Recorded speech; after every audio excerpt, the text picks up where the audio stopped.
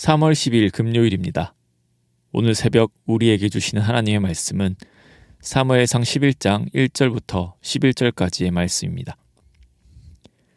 암몬 사람 나하스가 올라와서 길르앗 야베스에 맞서 진침해 야베스 모든 사람들이 나하스에게 이르되 우리와 언약하자.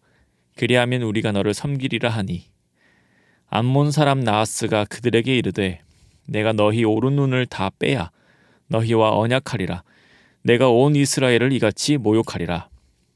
야베스 장로들이 그에게 이르되 우리에게 이랫동안 말미를 주어 우리가 이스라엘 온 지역에 전령들을 보내게 하라. 만일 우리를 구원할 자가 없으면 내게 나아가리라 하니라. 이에 전령들이 사울이 사는 기브아에 이르러 이 말을 백성에게 전하매 모든 백성이 소리를 높여 울더니 마침 사울이 밭에서 소를 몰고 오다가 이르되 백성이 무슨 일로 우느냐 하니 그들이 야베스 사람의 말을 전하니라. 사울이 이 말을 들을 때에 하나님의 영에게 크게 감동되매 그의 노가 크게 일어나 한 결의의 소를 잡아 각을 뜨고 전령들의 손으로 그것을 이스라엘 모든 지역에 두루 보내어 이르되 누구든지 나와서 사울과 사무엘을 따르지 아니하면 그의 소들도 이와 같이 하리라 하였더니 여호와의 두려움이 백성에게 임하매 그들이 한 사람같이 나온지라.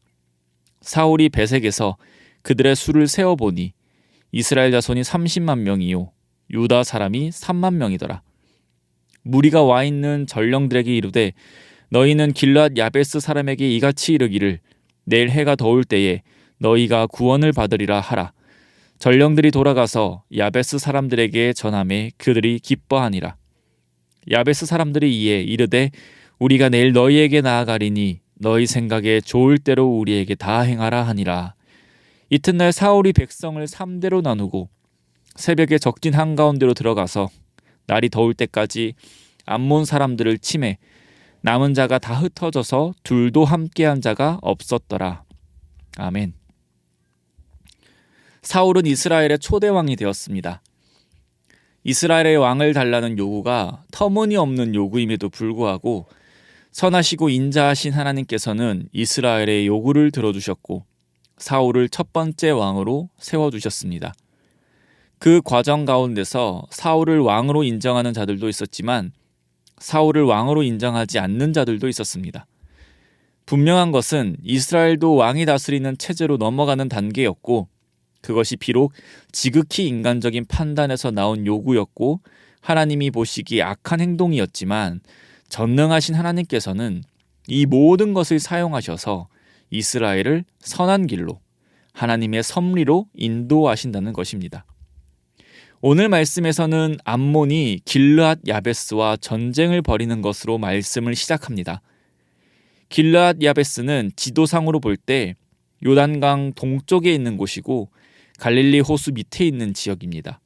그리고 이 당시 암몬과 국경을 맞대고 있었습니다. 암몬 사람들이 쳐들어오자 길르앗 야베스 사람들은 암몬 사람에게 평화 조약을 맺자고 제안합니다. 그들 스스로 판단하기를 암몬 사람들의 적수가 될 수 없다라고 생각하였습니다. 여기서 특이한 점은 길르앗 야베스는 분명 이스라엘의 한 지역임에도 불구하고 마치 독립국가 같이 행동한다는 것입니다.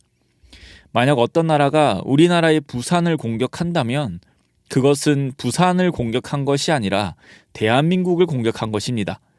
그렇게 부산만 방어를 하는 것이 아니라 대한민국 전체가 이 공격을 막거나 보복을 할 것입니다.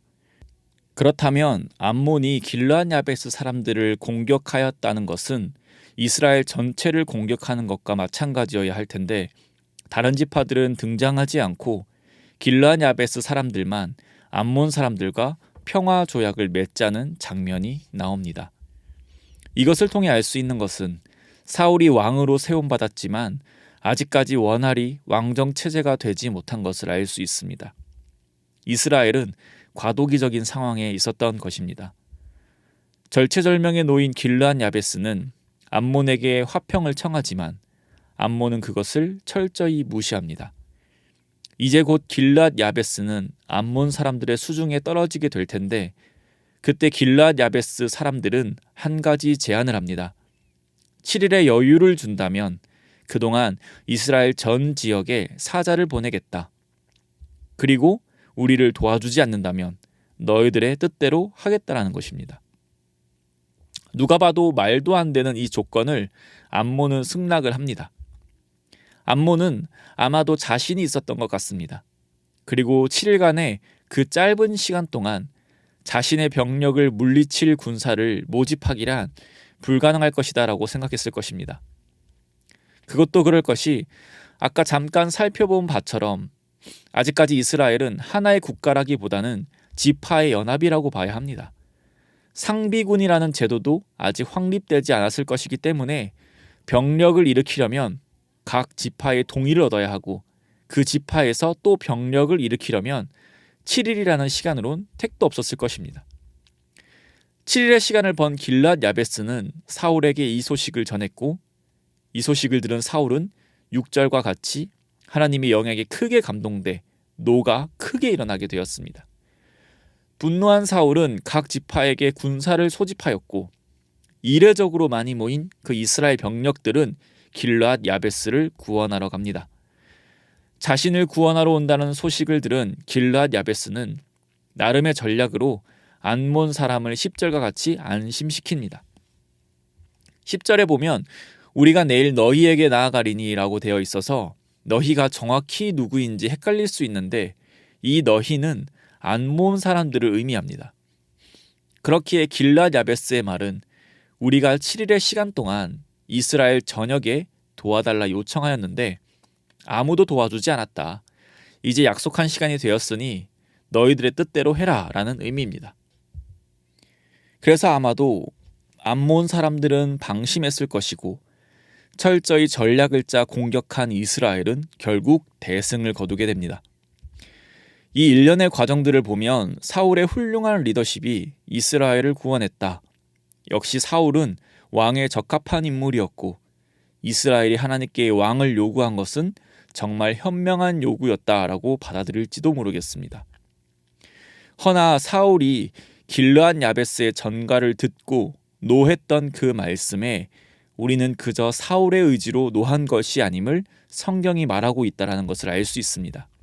6절 말씀을 다시 보시면 사울이 이 말을 들을 때에 하나님의 영에게 크게 감동되매 그의 노가 크게 일어나 라고 말씀하고 있습니다. 사울이 노하기 이전에 하나님의 영에게 크게 감동된 것이 먼저입니다. 하나님의 영에게 크게 감동되어서 사울은 노하게 된 것입니다. 또 도무지 불가능할 것 같았던 병력 소집도 사울의 리더십이 워낙 출중해서 모든 것이 사울의 뛰어난 능력으로 된 것이 아님을 우리는 알 수 있습니다. 7절 하반절을 보시면 여호와의 두려움이 백성에게 임하매라고 본문은 말씀하고 있습니다. 백성들은 사울을 두려워한 것이 아니라 여호와 하나님을 두려워한 것입니다. 이스라엘의 왕의 제도는 다른 나라들과 큰 차이가 있습니다. 무엇이냐면 우리가 흔히 알고 있는 권력의 최고점이 아니라 마치 대리청정과도 같다는 것입니다. 그러니까 실제적인 왕은 하나님이시고 이스라엘에 세워진 왕은 백성과 동일하게 하나님께 순종하는 자. 그러나 하나님이 위임하셨기 때문에 왕의 역할을 하는 자라는 것입니다.